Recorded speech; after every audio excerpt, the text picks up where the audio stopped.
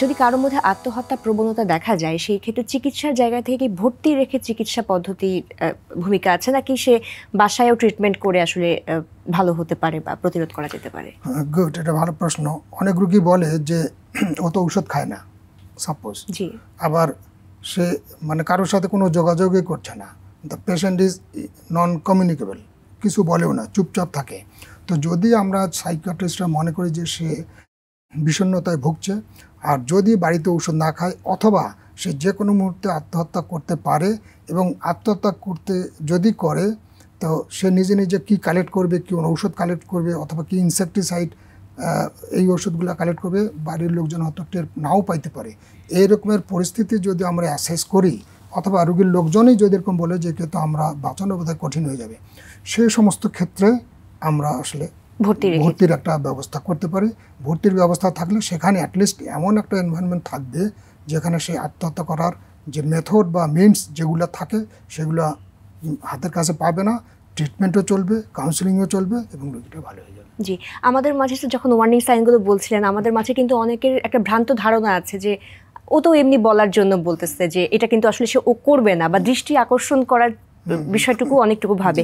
আমাদের মাঝে অনেক মিথস আছে আত্মহত্যা নিয়ে, সেগুলো কেমন এবং এই বিষয়গুলো নিয়ে আপনার অভিজ্ঞতার জায়গা যদি বলেন। Good, very good. আপনি যেটা বললেন ওটা এক্স্যাক্টলি একদম ঠিক কথা। এটা আমাদের কাছে অনেক রোগী আসে যে ডিপ্রেশনে ভুগে, তো বিশেষ করে মেয়েরা যখন ডিপ্রেশনে ভুগে হাজব্যান্ড নিয়ে আসে বা অন্য কেউ নিয়ে আসে, এরা বেশিরভাগ ক্ষেত্রে কিন্তু এক্স্যাক্টলি এই কথাটাই বলে যে স্যার ও কিছু না, ও মনের দুর্বলতা, ও মনের জোর কম, এই জন্য এগুলো করছে, আসলে কিছু না। ব্যাপারটা আসলে তা না। মানে একমাত্র যিনি ভুগেন নর্মাল স্যাডনেস আর ডিপ্রেশনের যে স্যাডনেস, এটা যে কত ভয়াবহ, কত কঠিন, একমাত্র যারা সাফার করে তারা বোঝে। এবং আমরা বা সাইকোলজিস্টরা, সাইকিয়াট্রিস্টরা আমরা ফিল বা রিয়েলাইজ করতে পারি তার মনে কী তোলপাড় চলছে। একটা মানুষ তার সহজে আত্মহত্যা করে না। তো কাজে আত্মহত্যা করতে গেলে আনবিয়ারেবল যখন পেইনটা হয়, মানসিক মনের কষ্টটা, যন্ত্রটা আনবিয়ারেবল না হলে কেউ আত্মহত্যা করতে চায় না। তো কাজে ডিপ্রেশনের ব্যাপারগুলোকে যদি ওর মনের দুর্বলতা, ওর মনের কষ্ট, ও কিচ্ছু না চলবে, ও দৃষ্টি আকর্ষণের জন্যই, মানে অ্যাটেনশন সিক করার জন্য বোধহয় এসব বলছে, এগুলো আসলে এই ব্যাপারগুলোকে ইগনোর করা উচিত। এই ব্যাপারগুলোকে অবশ্যই গুরুত্ব দেওয়া উচিত, নাহলে কিন্তু যে কোনো মুহূর্তে অ্যাক্সিডেন্ট বা দুর্ঘটনা বা আত্মহত্যা করেই ফেলতে পারে। আমরা যদি স্যার বাংলাদেশের প্রেক্ষাপটে আত্মহত্যার চিত্রটা দেখি, আমরা দেখি যে বেশিরভাগ সময় শিক্ষার্থী এবং তরুণদের মাঝে বিষণ্ণতা এবং আত্মহত্যাটা আসলে বেড়ে গেছে। এর পেছনে আসলে কারণগুলো কি বলে মনে করেন? এর পেছনে আসলে অনেক কারণ, খুব সংক্ষেপে যদি আমি দুই একটা বলি, তো টিনেজ যারা অথবা শিশু কিশোর, শিশুদের অত করে না, কৈশোর বয়সে এদের মধ্যে একটু ইমোশনটা একটু বেশি থাকে। যখন কোনো কিছু না পায় তাহলে তার যে অ্যাকসেপ্টেবিলিটি, মেনে নেওয়ার ক্ষমতাও কম থাকে। যেমন এখন আপনি শুরুতে বলছিলেন যে এখন তো পরীক্ষা চলছে, এখন পরীক্ষাতে যে সমস্ত ছেলেরা বা মেয়েরা খারাপ রেজাল্ট করেছে, এই খারাপ রেজাল্ট করলে এটা তো জীবনে হইতেই পারে, বেশিরভাগে মেনে নেয়, কিন্তু কেউ কেউ তো আসে মেনে নিতেই পারে না, অ্যাকসেপ্টই করতে পারে না।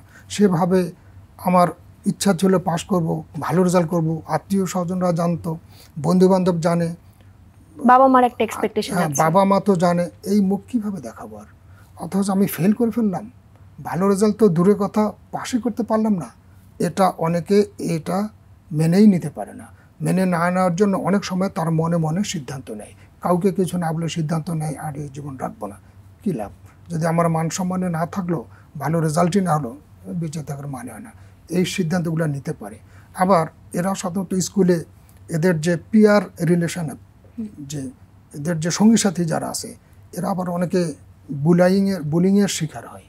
যদি বেশি মোটা থাকে তাহলেও এক ধরনের বুলিং, চেহারা খারাপ থাকলে এক ধরনের বুলিং, পড়ায় না পারলে আরেক ধরনের, বহু রকমের বুলিংয়ের শিকার হয়। এই বুলিংয়ের শিকার হইতে হইতে যদি এমন হয় যে ও এই কষ্টটা কাউকে বলতেও পারছে না, সইতেও পারছে না, না পারি বলতে, না পারি সইতে, এরকম অবস্থা যদি হয় তাহলে কিন্তু কোনো এক সময় সে আত্মহত্যার চিন্তা করতে পারে।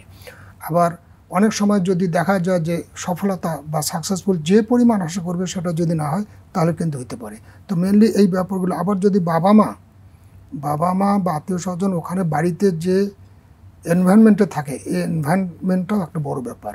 এখানে যদি তার কমফোর্ট ফিলিং না হয়, ডিসকমফোর্ট থাকে, বাবা মা সবসময় তাকে চাপ দেয়, সবসময় বকাঝকা করে, এটা পারে না ওটা পারে না, অন্যদের সাথে তুলনা করে, এই ব্যাপারগুলো কিন্তু ওই বাচ্চা হয়তো বা মনে মনে আর সহ্য করে না। সহ্য না করলে তখন হয়তো কোনো একদিন সে ডিসিশন নিয়ে ফেলে যে আমি আর থাকবো না। জি।